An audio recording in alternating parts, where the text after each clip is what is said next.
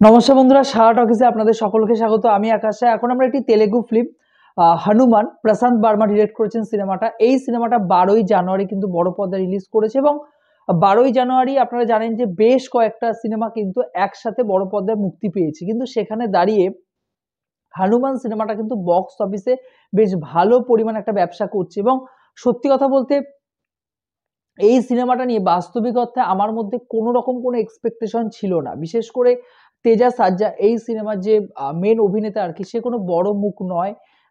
বড় মুখ হিসেবে কিন্তু তাকে প্রচার করা হয়নি। এই সিনেমার বাজেট খুবই কম, 25 কোটি টাকা total budget.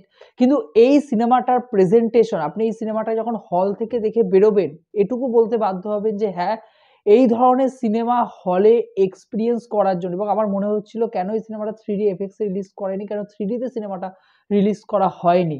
Full of entertain রয়েছে সিনেমাটার মধ্যে। আপনাদেরকে বলবো আপনারা ফ্যামিলি নিয়ে যান, গার্লফ্রেন্ড বউ যেই থাকুক না কেন, সিনেমাটাকে হলে গিয়ে এনজয় করে আসুন। 2 ঘন্টা 40 মিনিট কখন কেটে যাবে আপনারা কিন্তু বুঝতেও পারবেন না। এবারে সব থেকে বড় বিষয় হলো আমাদের ইন্ডিয়ান সিনেমার ক্ষেত্রে এটা একটা সুপার হিরো জনারের সিনেমা। আমরা আগে ইন্ডিয়ান কালচারের মধ্যে বা ইন্ডিয়ান ইন্ডাস্ট্রির মধ্যে, ইন্ডিয়ান সিনেমার ক্ষেত্রে সুপার হিরো যে ফিল্ম আর কি, সুপার হিরো যে জনারটা, সেই জনারে কিরকম ধরনের সিনেমা হয়েছে সেটা নিয়ে একটু আলোচনা করে নিই। দেখুন, সব থেকে বড় বিষয় আমাদের ইন্ডিয়াতে আমরা বারবার করে মার্ভেল বলুন, ডিসি বলুন, এই যে ক্যারেক্টারগুলো এদের আর কি, স্পাইডারম্যান, সুপারম্যান, আয়রন ম্যান, থর বা কোনো ক্ষেত্রে সেই যে ক্যারেক্টারগুলো আর কি, সেই ক্যারেক্টারগুলো কিন্তু আমরা বারবার করে কল্পনা করে এসেছি, ঠিক আছে? সেই ক্যারেক্টারগুলোর মতো কিন্তু আমাদের ইন্ডিয়াতে কোনো রকম কোনো ক্যারেক্টার তৈরি করার চেষ্টাও হয়নি। আর ক্রিয়েট করা হয়েছে, বহু আগে ক্রিয়েট করা হয়েছে, কিন্তু সেগুলো হাস্যকর ব্যাপারে কিন্তু পরিণত হয়েছে, মানে চিপ কপি ভার্সন আর কি হলিউডে। কিন্তু বাস্তবিক অর্থে এখানে সুপার হিরো ফিল্মস কিন্তু হয়েছে, ইন্ডিয়াতে সুপার হিরো ফিল্মস হয়েছে। আমি দুটো ক্যাটাগরির কথা বলছি। দেখুন, সুপার হিরো ফিল্মস মানে কিন্তু সায়েন্স ফিকশন ফিল্মস নয়। সুপার হিরো ফিল্মসের মধ্যে সায়েন্স ফিকশনের এলিমেন্টস থাকবে, সেটা থাকা স্বাভাবিক, ঠিক আছে? কিন্তু পুরোপুরি সায়েন্স ফিকশনের কোনো একটা ক্যারেক্টারকে কিন্তু আমরা সুপার হিরো বলতে পারবো না। সুপার হিরো কে? একজন মানুষ আর 5 জনের মতো, যার কাছে কিন্তু এক্সটার্নাল কোনো একটা শক্তি আসে, আসার পরে সে আর 5 জন মানুষের থেকে আলাদা হয়ে যায় এবং লার্জার দ্যান লাইফ তার ক্যারেক্টারটা পরিণত হয়। এখানে একটু ব্যাপার রয়েছে, সাউথ ইন্ডিয়ার অন্যান্য মাস যে অ্যাক্টররা রয়েছে বা আমাদের ইন্ডিয়াতে যে ধরনের কমার্শিয়াল সিনেমা তৈরি হয়, তার যে হিরোরা হয় তারা কিন্তু কোনোভাবেই সুপার হিরো নন। সুপার হিরো তারাই যাদের মধ্যে এক্সটার্নাল কোনো একটা ক্ষমতা আসে। আমাদের মতো একজন মানুষ কিন্তু বাস্তবিক অর্থে তারা কোনো একটা ক্ষমতা পান, সেটা যে কোনো জায়গার থেকে তারা পেতে পারেন এবং সেই ক্ষমতাটা পাওয়ার পর তারা যখন লার্জার দ্যান লাইফ ক্যারেক্টার গড়ে ওঠে, তখন তাদেরকে আমরা সুপার হিরো বলি। তো রোবট 2.0 বা রাওয়ানের মতো সিনেমাগুলো কিন্তু কোনোভাবেই সুপার হিরো ফিল্মস নয়। ওগুলোকে আপনারা সায়েন্স ফিকশন জনারের মধ্যে রাখতে পারেন। তাহলে সুপার হিরো ফিল্মস কোনগুলো? অবশ্যই ক্রিশ, যদিও কোই মিল গায়ার মতো সিনেমাকে আমরা সুপার হিরো ফিল্মস বলবো না, কারণ ওখানে ক্যারেক্টারগুলো ডেভেলপ হচ্ছিল। আমার মনে হয় যখন পরিচালক সিনেমাটা তৈরি করছিলেন, সেক্ষেত্রে তার মাথার মধ্যেও সুপার হিরো কনসেপ্টটাকে ভেবে তিনি তৈরি করেননি। ক্রিস সিনেমাটা একদম প্রপার সুপার হিরো জনারের মধ্যে পড়ে, ক্যারেক্টারটাও তাই একদম। এবং আমাদের ব্রহ্মাস্ত্র যে শিবা ক্যারেক্টারটা, এটাকে আপনি একদম সুপার হিরো ফিল্মসের যে জনার, সেই জনারের মধ্যে ফেলতেই পারেন। এবং এখানে যে ঘটনাগুলো, এই সিনেমার পজিটিভ পয়েন্ট কিন্তু একটাই ব্রহ্মাস্ত্রের ক্ষেত্রে, যে ঘটনাগুলো সেগুলো আমাদের ভারতীয় ধর্মগ্রন্থের সাথে যুক্ত আর কি। তো সেখান থেকে নেওয়া হয়েছে, শাস্ত্রের থেকে নেওয়া হয়েছে। তো সেক্ষেত্রে কিন্তু এটা একটা বড় পজিটিভ পয়েন্ট। এবং যদি আপনি হনুমানের কথা বলেন, হনুমানের ক্ষেত্রেও কিন্তু পরিচালক এই বিষয়টাকে মাথায় রাখার চেষ্টা করেছেন। তিনি কিন্তু কোনোভাবে হলিউডের কপি করতে চাননি। তিনি কিন্তু সায়েন্স ফিকশন এলিমেন্টস যতটা পেরেছেন এড়িয়ে গেছেন। যদিও সুপার ভিলেনের ক্যারেক্টার ক্ষেত্রে সায়েন্স ফিকশনে কিছু ব্যাপার রয়েছে, কিন্তু হিরোর ক্ষেত্রে তিনি কিন্তু পুরোপুরি যে শাস্ত্র, যে ধর্মগ্রন্থ, সেগুলোই কিন্তু তিনি গুরুত্ব দেওয়ার চেষ্টা করেছেন। এখানে রামায়ণ, মহাভারতের উল্লেখ রয়েছে, এখানে সেই ক্যারেক্টারগুলোর উল্লেখ রয়েছে। এখানে হনুমানের যে পাওয়ারটা, সেটা একজন হিরো পাচ্ছেন। তবে গল্পটা যদি আলাদা করে বলি, এখানে একটা গ্রাম রয়েছে, তেলেগু একটা গ্রাম, সাউথের একটা গ্রাম। তো সেখানে আর 5 জন আমাদের মতো একজন সাধারণ ছেলে, সে সবার সাথে মিলেমিশে থাকে। হঠাৎ করে তার কাছে একটা পাওয়ার আসে এবং পাওয়ার আসার পরে গ্রামে যে অন্যায় হচ্ছিল সেগুলোর বিরুদ্ধে সে রুখে দাঁড়ায়। এবং পরবর্তীকালে সুপার ভিলেন যে ক্যারেক্টারটা আসে, এখানে সুপার ভিলেনের ক্যারেক্টারটা সেই এক্সটার্নাল যেখান থেকে সে পাওয়ার পাচ্ছে হিরো, সেটাকে কেড়ে নিতে চায়।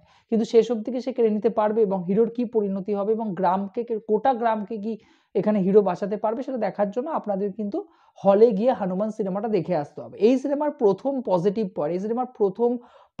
পয়েন্ট হলো এই সিনেমার কনসেপ্ট, এই সিনেমার গল্প। দেখুন, গল্পের মধ্যে হয়তো নতুনত্ব নেই, এই দেখুন কাইন্ড অফ এই জনারটাকে আপনাকে মাথায় রাখতে হবে এবং এই জনারের মধ্যে এই ধরনের কাজই বারবার করে ঘুরে ফিরে আসবে, কিন্তু সেটাকে কিভাবে প্রেজেন্ট করা হচ্ছে, প্রেজেন্টেশনটাই কিন্তু সব থেকে বড় বিষয়।